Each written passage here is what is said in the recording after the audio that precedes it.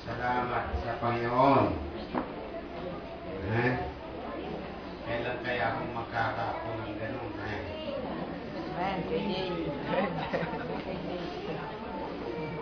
Alright. Dahil lahat ay tumayo at buksan natin ang ating banal na kasulatan in the book of Psalms. Psalms chapter 108. Masaya ba kayo? Amen! Masaya kayo? Amen! Amen. Kahit malisangan, ay dapat tayo ay masaya. Dahil sa impyerno mas malisangan. Chapter 108 from verse 1 up to verse 6.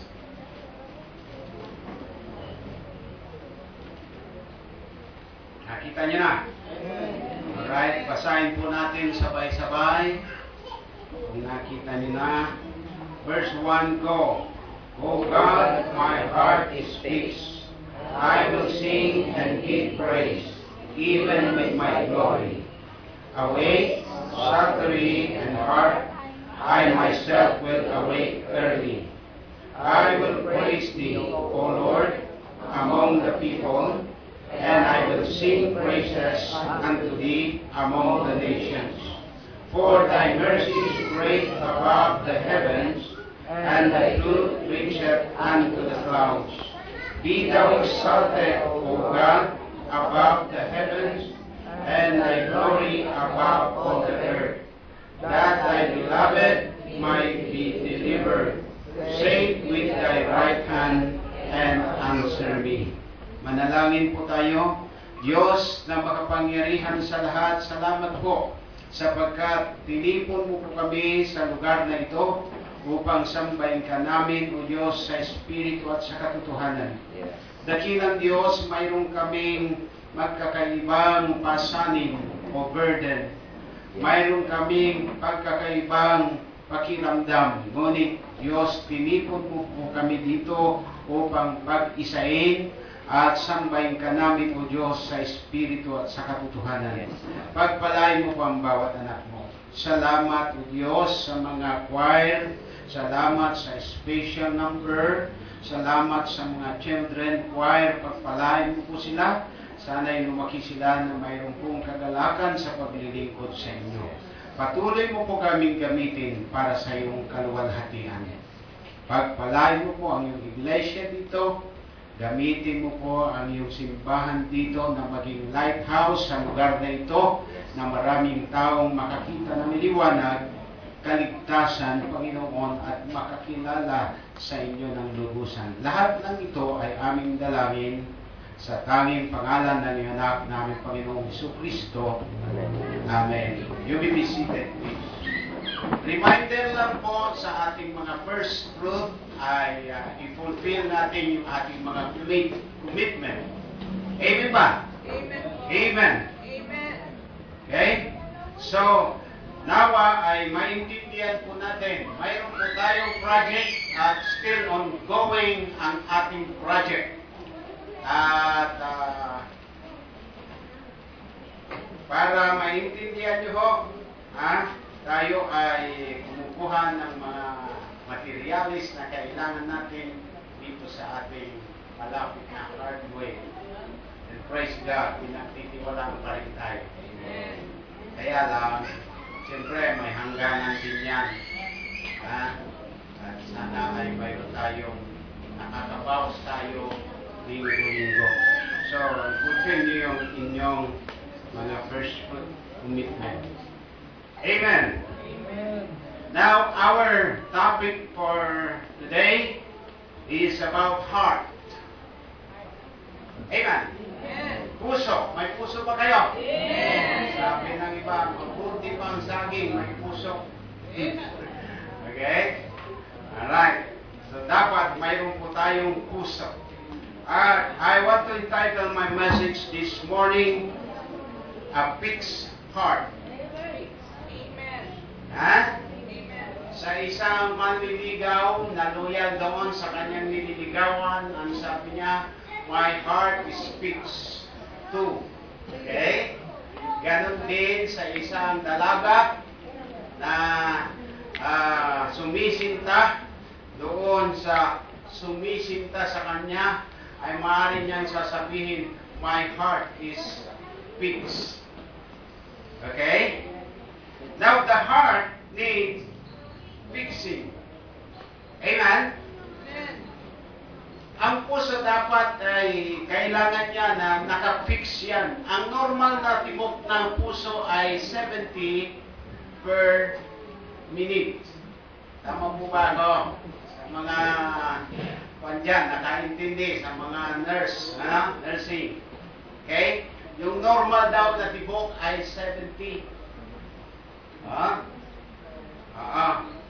At yung kidlap, siguro 80, something, no? But ang fixed heart, no? Only God can properly fix it. So, pasalamat tayo sa Diyos kung mayroon tayong puso na normal ang tibok. Amen? Amen. Hindi sobra, hindi kulang. Because we are dependent, okay, on the heart. Nakadepende po tayo sa ating puso, anuman ang ating ginagawa. Okay? Kaya natutulog ka, ang puso mo, umaandar yan, mga kapatid. May mga part ng katawan natin na pagtulog tayo, humihinto yan. Amen? Ang mata nakapikit. Kumisan ang isip, humihinto. Pero ang puso, nagtatrabaho. Amen? Amen. Nagtatrabaho. So, kung ang mata natin may diferensya yung isa, at least mayroon pa tayong isa. Amen. Tama ba?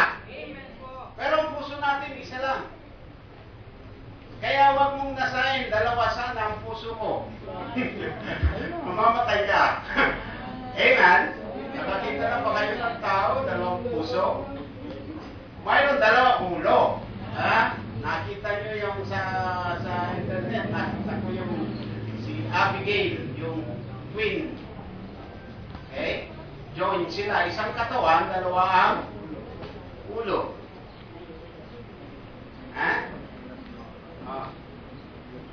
Paano kaya pag umibig yun? Ano? Yan. Kung mayroon diferensya, ang isa nating tainga, yung kaliwa, at least mayroon tayong kanan. No? Pero mayroon lang tayong isang puso.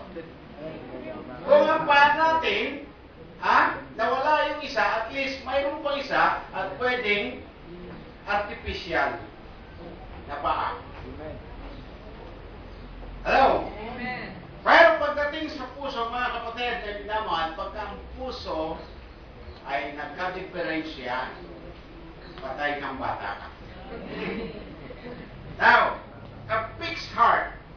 Amen? God only can properly fix it.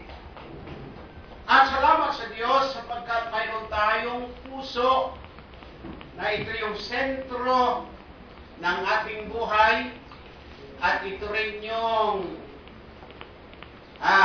target ng Panginoon. Hindi lang siya tumitingin sa panlabas kundi sa puso. Amen. Alam ng Diyos ang puso natin, naman ng ating puso. Amen. Kaya tayo nandito marahil because you love God. Amen. We love Him because He first loved us. Amen? Amen. Now, yun lang mga kapatid. No? So, ang layunin mo dito is to please Him. It is hard to please men. No?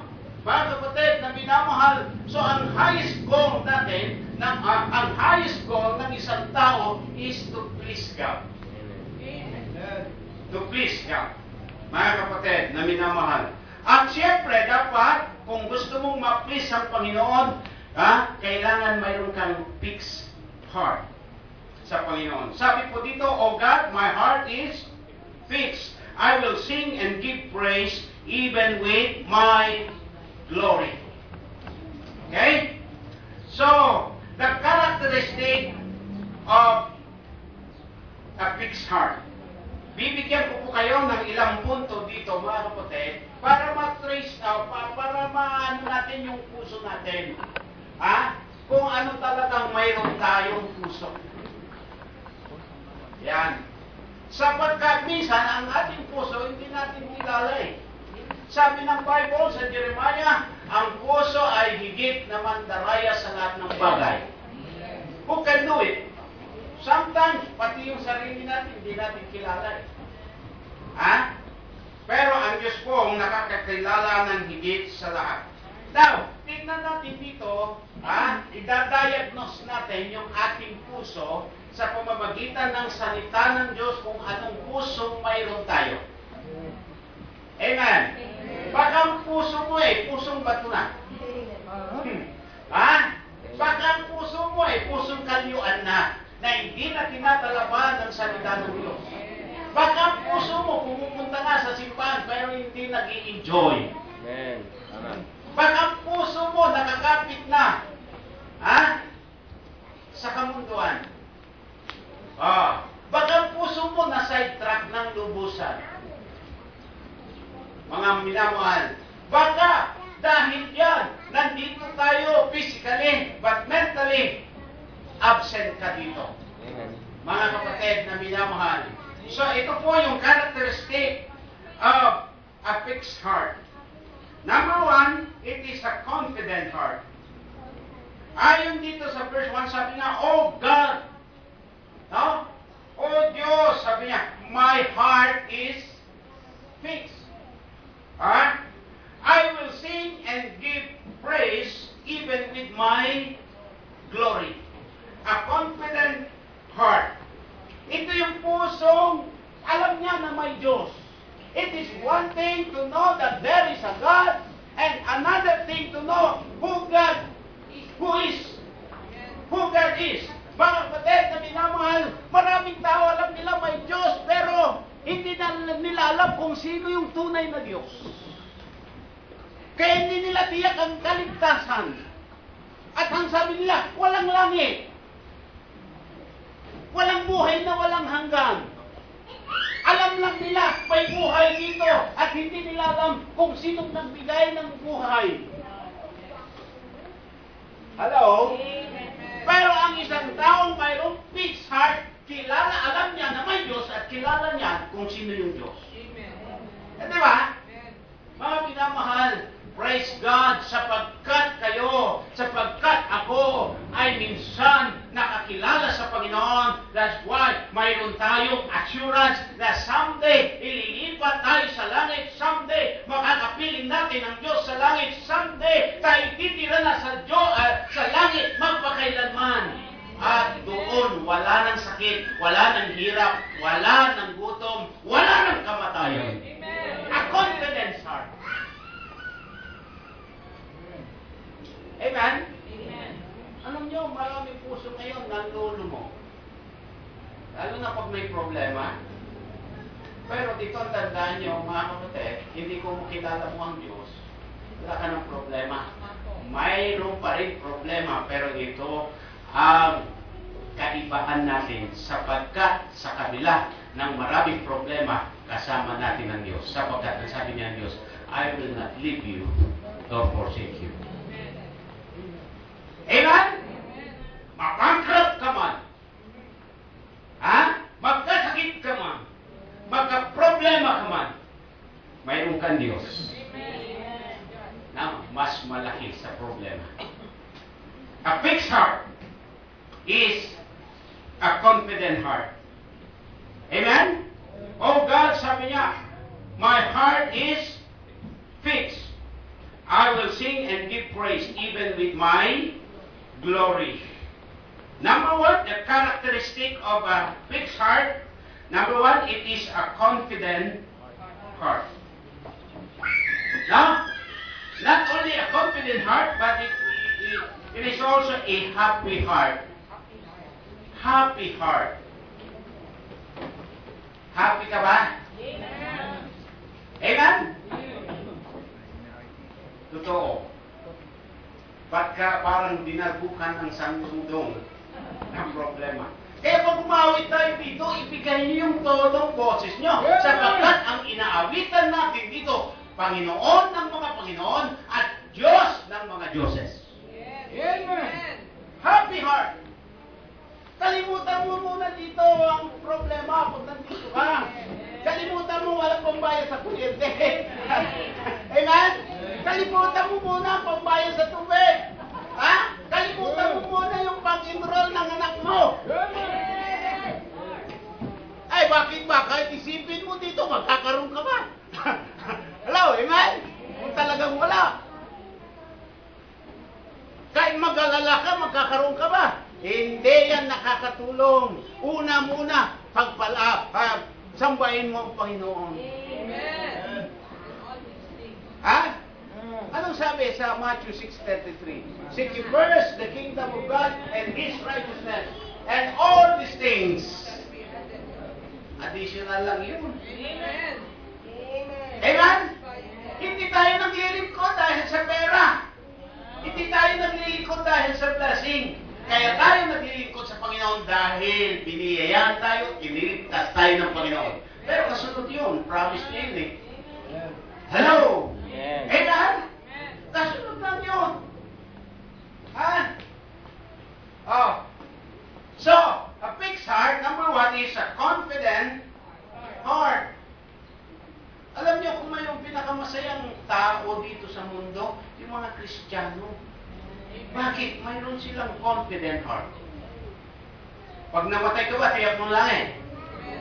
Hello? Confident ka na. Mauna ka na kaya.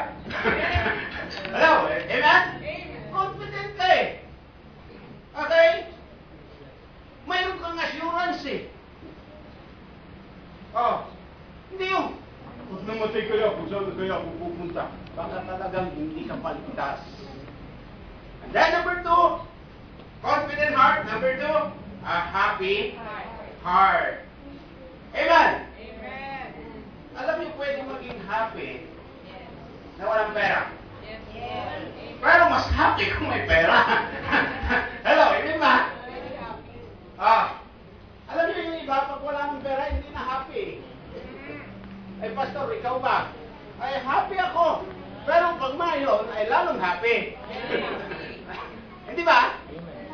Hindi yung pag nawala ka lang ng pera, ay, pastor, mabubuhay ka ba walang pera? Oh, yes.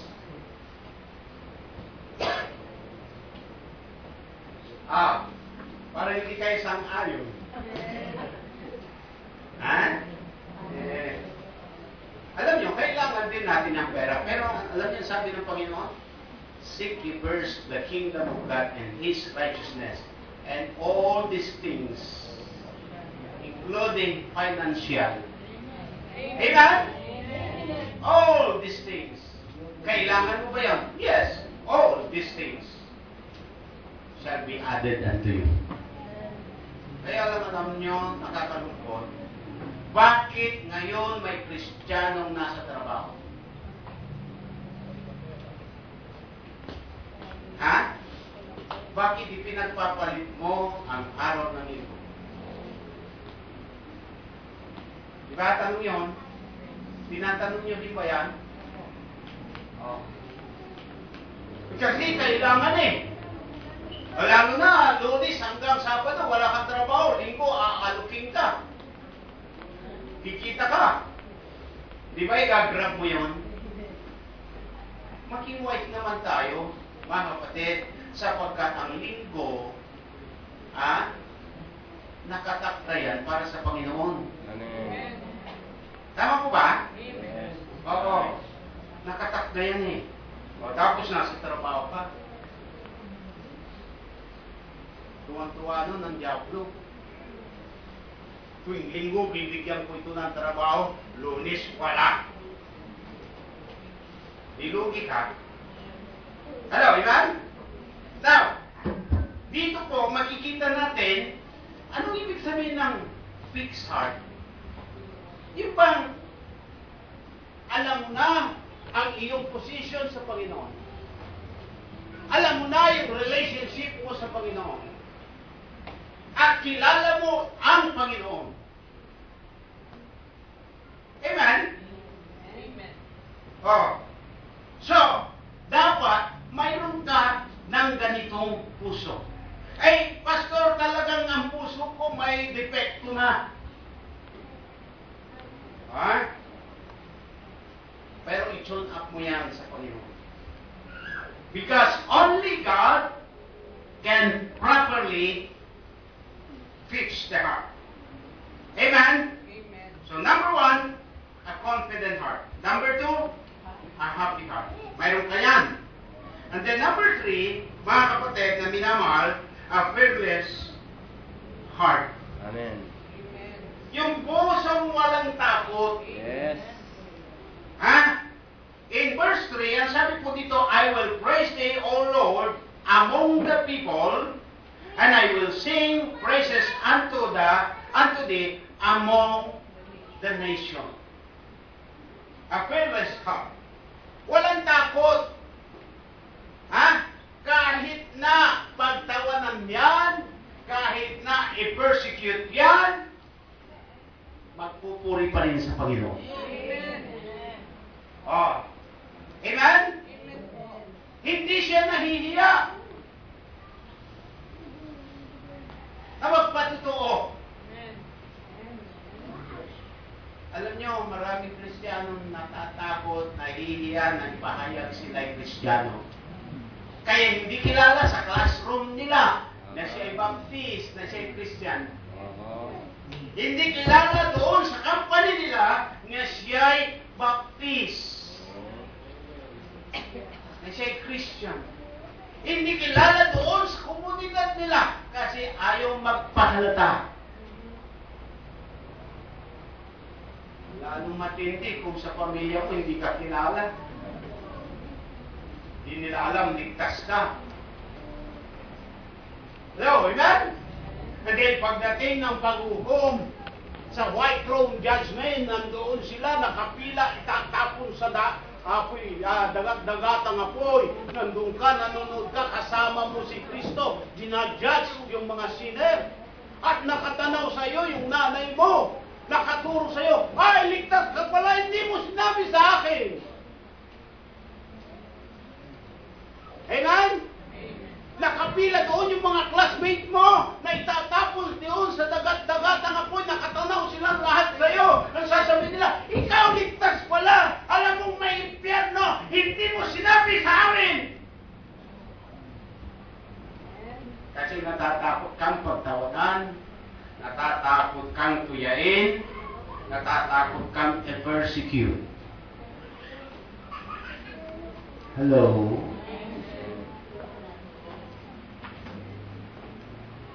A faithless heart. Ang sabi niya, I will praise thee, O Lord, among the people. Ha?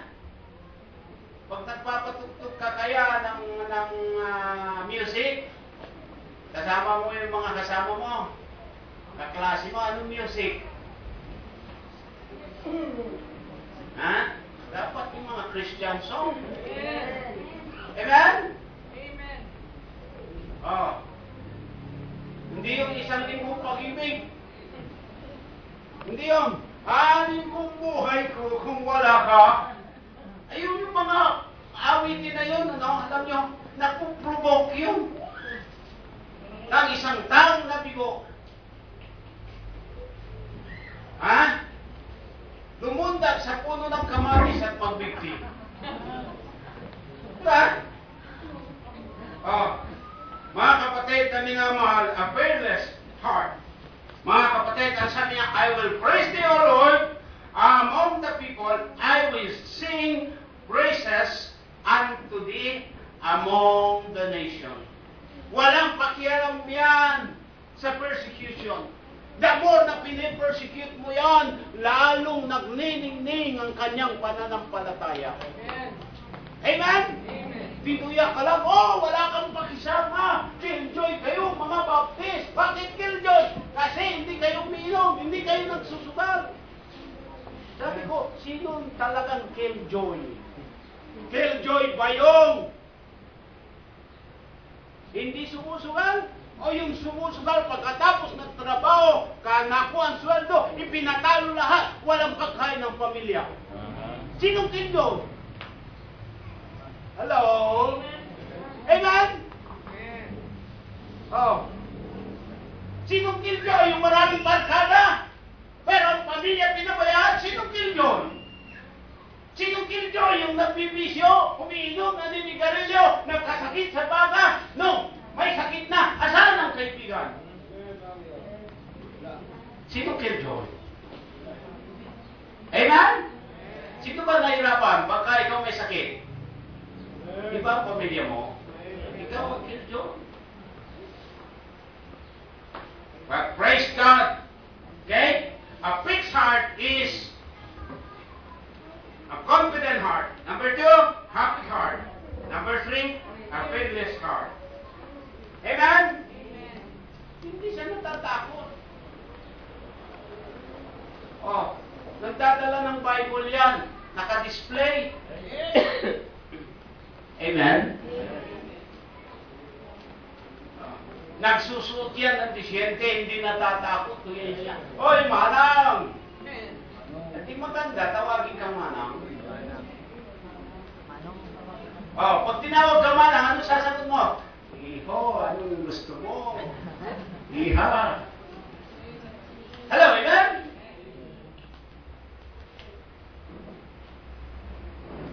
Praise God. A fearless heart. Hello? Amen po. I-diagnose nyo yung puso nyo dito.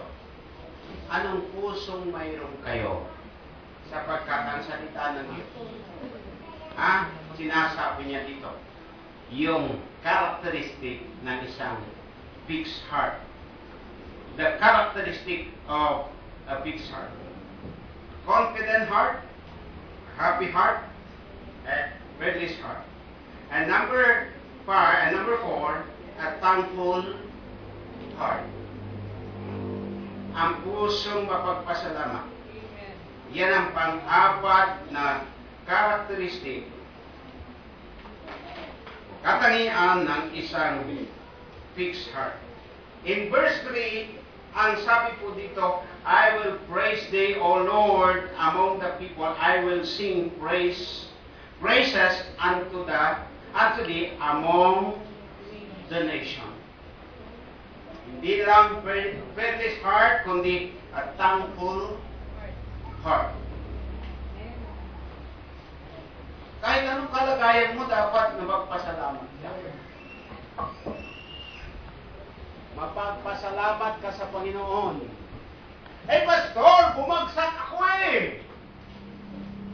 Praise God, bumagsak ka lang, hindi ka namatay.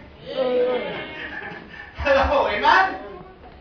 Eh, Pastor, hindi mo lang alam, bumagsak ako sa exam. Praise God, at least nakapag-exam ka. Amen? Oh, mahirap magpasalamat kung may kabiguan. Tama po ba?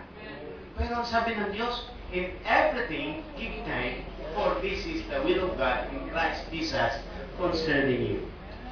Alam niyo, sa mga kabiguan natin, doon tayo natututo.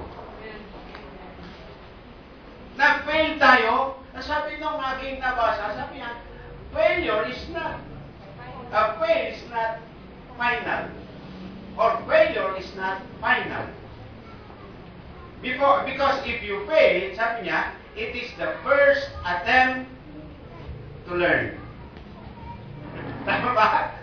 Oh, ang meaning daw ng fail, to fail means it is the first attempt to learn. In learning. Ayan. First attempt in learning. Yun daw ang meaning ng faith. Amen? Pag nanalangin ka sa Panginoon at ang sagot ng Diyos ay no, ibig sabihin,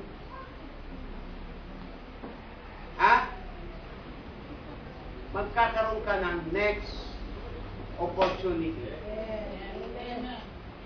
Hello? Umapply ka sa kumpanya at ang nireject ka, ang sagot ay no. Ibig sabihin, next opportunity. Nanligaw ka, sagot no. Ibig sabihin, busted ka. Hello? Next opportunity. Hello? Alam niyo mga kapatid, kami na mahal, kailangan po tayo na mayroong thankful heart. Ano man ang kalagayan mo sa buhay, anong mayroon ka, pasalamatan mo ang Diyos at makontento ka, mabuti kaysa wala. Amen. Di masaya ka? Di ba? Kaysa magmumukmuk ka. Di mo na nga nabuhay yung gusto mo eh. Magmumukmuk ka pa. A fixed heart is a thankful heart. Amen? Hello? Nag-isip ba kayo? Ano ba yung sinasabi ni Pastor? Okay? Dapat ay masakyan nyo, ma-diagnose ninyo ang puso nyo kung anong pusong mayroon kayo. Hindi tayo pare-pareho ng puso. May pusong marandami. May pusong bato. May pusong mamon. Amen? Mahirap maging pusong hollow block kayo. Okay? The characteristic of a fixed heart. Sabi nung psalmist dito, "Oh God, my heart is fixed." Oh, ito yung characteristic ng isang fixed heart. Number 5, mga kapatid na minamahal. Second to the last. Honoring heart. Honoring heart. In verse 5, ang sabi po dito, "Be thou exalted, O God, above the heavens, and thy glory above all the earth." A honoring heart. A fixed heart, it is a honoring heart. Ito yung pusong nagbibigay dangal sa Panginoon, nagpupuri sa Panginoon. Sabi niya, above heavens and above all the earth. Alam niyo mga kapatid, kung minamahal, minsan hindi natin nakikilala at ang Diyos. Bakit? Minsan pinagpapalit lang sa maliit na bagay. Yung mga privileges natin as a Christian, minsan na ipagpapalit natin sa ano bang bagay? Maliit lang na bagay. Katulad ni Esau, ipinagpalit niya yung rights niya ay yung privilege niya sa isang pinggan pansit. Hello, amen? Hindi imagine na Kristiyano ka. Ha? Sabi lang ng boyfriend mo, huwag ka nang sumamba dyan. Pag sumamba ha, break na tayo. Hindi break. Pastor, hindi ko kaya. Hindi ko kayang mabuhay na wala siya. Eh, nung wala pa nga siya, nabuhay ka eh. Amen? Naloka ka lang. Amen? Bot yan, kahit lalaki. Pagka sabi ng girlfriend mo, kahit ba't ka nag-girlfriend, unbeliever? Amen. O karnal pa yan, kahit Kristiyano yan. Kung itatangay ka, ilalayo ka sa Panginoon, mas mabuti nang wala kang girlfriend. Eh, Pastor, hindi mo ka kayang mabuhay, wala siya. Tanungin kita, nung wala pa siya, nabuhay ka. Hello, amen?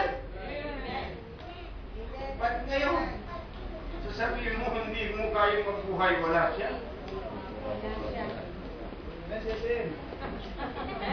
Para yung isang maninigarilyon, sabi niya, tinutulungan ko siya, sabi ko, kapatid, alam mo, ang pagitan niyo ng Panginoon, isang stick lang. ng sigarilyo. Okay? Sinabi ko yan sa kanya. Sabi niya, Pastor, parang hindi ko kaya mabuhay pala ng sigarilyo. Kapatid, nung lumabas ka, wala kang tambutso. Wala kang tambutso. Kailan ka lang nanigarilyo. Tapos sasabihin mo, hindi mo kaya mabuhay wala sigarilyo. Kasi na-brainwash siya. Mahirap daw gumaling walang bisyo. Ayan, nanulong sa bisyo, hindi na gumaling. Amen? Amen. Mga kapatid, mas masarap ang buhay na walang bisyo. Ang bisyo mo, pagkain lang. Amen. Tama ba? Amen. Oh. Amen. A thankful heart. And number 5, a honoring heart. Ang sabi po dito sa verse 5, sabi niya, be thou exalted, O God, above the heavens, and thy glory above all the earth. Kung mayroon kang dapat pahihimitan, pahahalagaan sa lahat ng bagay, dapat ang Diyos. Huwag mo siyang ipagpalit sa karangalan. Amen? Huwag mo siyang ipagpalit sa pansariling interest mo lang. Huwag mong ipo-compromise ang iyong buhay bilang Kristiyano sapagkat may Diyos na napaparangalan pag ikaw ay Kristiyano may paninindigan. Amen. Amen. Amen? Yes. Maraming Kristiyano, compromiser. Sabi nung isa nabasa ko, ang pinaka-worst na salita ng English language is compromising. Alam mong mali, huwag mong sasangayunan. Alam niyo, minsan may mga tao, lalo na bilang pastor niyo, may lalapit sa akin, magpapakounsel, ang gusto niya, i-counsel ko sa kanya, yung gusto niya. Ba't ka ba nagpa-counsel? Amen? Amen po. Kung ano yung advice ko, yun ang sundan mo. Sapagkat pag sinunod mo, responsable ako sa'yo. Amen. Kaya pag nagpapakounsel kayo, pipiliin nyo kung kanino kayo nagpapakounsel. Sapagkat ang pastor nyo, pag ikinounsel ko kayo, may pananagutan ako doon. Pag sinunod nyo, pagpapala yun. Amen. Amen. Hello? Amen. Pag nagpa-counsel kayo sa iba, ika-counsel ka, bahala ka. Anong maging resulta? Ikaw yun. Hello? Amen. Mga kapatid na dinamahal, ito po ang kailangan po natin. A honoring heart. Okay? Sabi niya, be thou exalted, O God, above the heavens. Dapat kung mayroon kang parangalan, ang Diyos na pinakamataas, mataas pa kaysa langit, at mataas sa lahat ng kaluwalhatian sa buong lupa. A fixed heart, a honoring heart. And last, mga kapatid na minamahal, a fixed heart, it is a pitiful heart. In verse 6, ang sabi po dito, verse 6, that thy beloved may be delivered, save with thy right hand and answer me. Now, the right hand symbolizes of power. We need the hand of God. Hello? Kailangan natin ang kamay ng Diyos. Ito yung sekreto ni Jabez, mga kapatid na minamahal, that thy hand be with me. Ang sabi po niya, ang prayer niya, thy hand be with me. Ang kamay mo naway sumaakin, sapagkat kung hawak tayo lagi ng Diyos, sa lahat ng pupuntahan natin, hindi ka pupunta doon sa maling lugar na alam mo, ang Diyos hindi naluluwalhati doon. Amen. Amen? Alam mo, kasama mo ang Diyos, pupunta ka sa sinihan. Alam mo, kasama mo ang Diyos, pupunta ka sa beer house. Okay lang kung magtitinda ka lang doon. Hello, amen? Oh. Alam mo, kasama mo ang Diyos, pupunta ka ba sa kabaret? Sasayaw ka doon? At alam mo ang Diyos, Di ba? Okay? Mag-witness ako daw, pastor. Habang nag-witness ka, umiindak kayo doon. Hello? Naluluwalhati ang bang Diyos doon?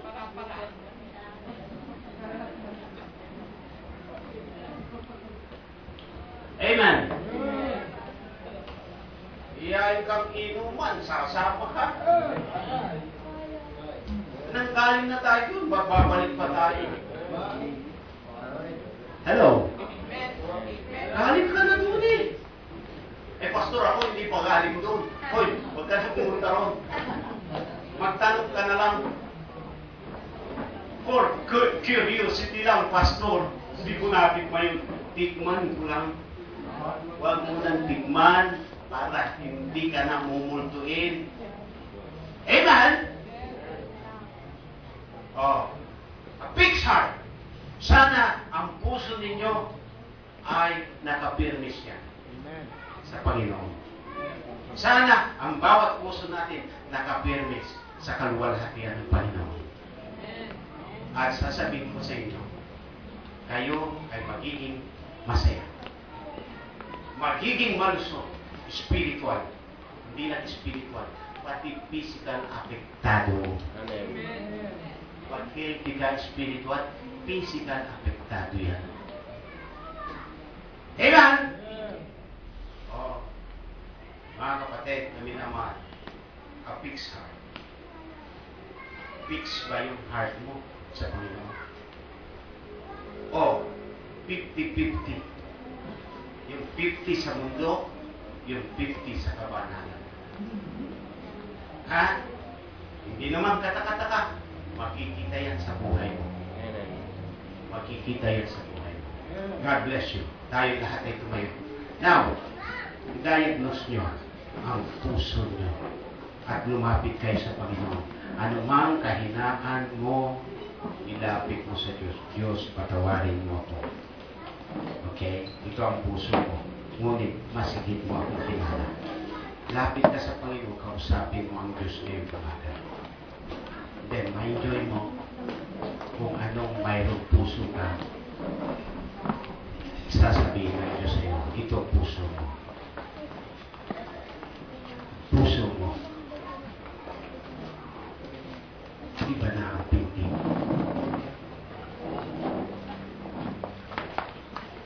Lapit ka sa Panginoon, kausapin mo ang Diyos.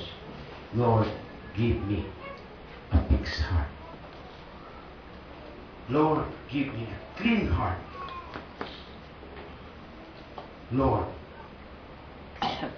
narito ako ngayon. Diagnose mo ang puso ko.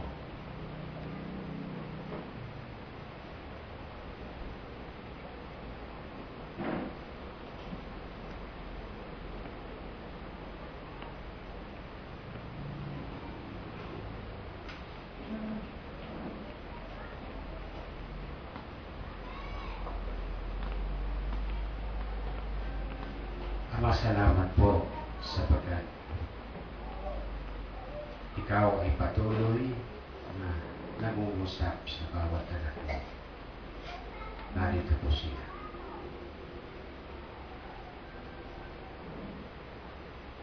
Minsan, Panginoon, kahit ang sarili namin hindi namin kilala. Kaya kami po ay nagsusumamo sa iyo na higit mo po kaming nakikilala. Inisin mo ang aming puso kung mayroon mang pait, galit at puot o kapalaluan, kayabangan. Alisin mo po sa amin. Bigyan mo kami ng humble heart, clean heart. Lord, fix mo ang aming puso. Salamat sa umaga nito. Sa aming pasamantalang pagtatapos, muli, binabalik namin sa inyo ang kaluwalhatian.